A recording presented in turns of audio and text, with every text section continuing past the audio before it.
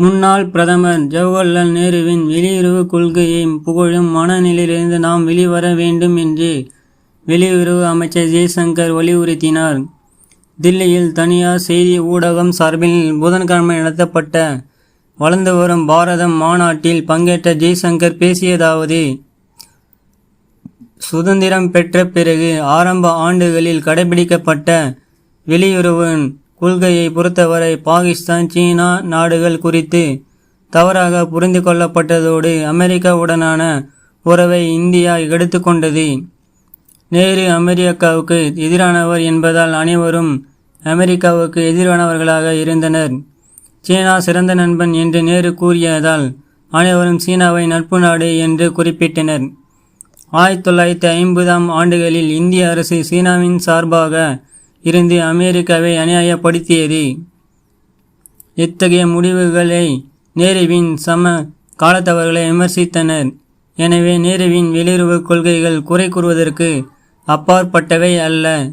நேருவின் வெளியுறவு கொள்கை அப்பழுக்கற்றது. இன்றைக்கும் மத்தியில் யார் ஆட்சிக்கு வந்தாலும் அதை பின்பற்ற வேண்டும் என்ற மனநிலை உள்ளது. இதற்கு யார் காரணம் என்பதை இன்றைய இளைய தலைமுறையினர் சிந்திக்க வேண்டும். திருப்திப்படுத்தும் அரசியலை கையாண்டு வரும் எதிர்க்கட்சிகளே இதற்கு காரணம். குறிப்பாக ஜம்மு காஷ்மீருக்கு சிறப்பு அந்தஸ்து அளித்து வந்த அரசியலமைப்பு சட்டப்பிரிவை 370 ரத்து செய்வது என்பது நீண்ட காலமாக எதிர்பார்க்கப்பட்ட முடிவு. ஆனால் பாகிஸ்தானின் எதிர்வினை குறித்தும் இந்தியாவுக்கு எதிராக பயங்கரவாதத்தை அவர்கள் தூண்டிவிட வாய்ப்புள்ளது. எனவே சட்டப்பிரிவு 370 நீக்கம் செய்யக்கூடாது. பாகிஸ்தானுடன் பேச்சுவார்த்தை நடத்த வேண்டும் என்பது எதிர்க்கட்சிகளின் நிலைப்பாடாக இருந்தது. உள்நாட்டு அரசியலில் திருப்திப்படுத்தும் மனநிலை இருக்கும்போது வெளியுறவு கொள்கைகளும் அதே நிலைதான் தொடரும். சர்வதேச அளவில் நன்மதிப்பை பெறும் வகையிலான நடவடிக்கையாக வெளியுறவு கொள்கையை வகுக்க முடியாது. தொழில் நிறுவனங்கள் தணிக்கை செய்யப்படுவது போன்று அரசின் கொள்கைகளும் தணிக்கை செய்யப்பட வேண்டும். முந்தைய ஆண்டுகளில் எத்தகைய முடிவுகள் எடுக்கப்பட்டன?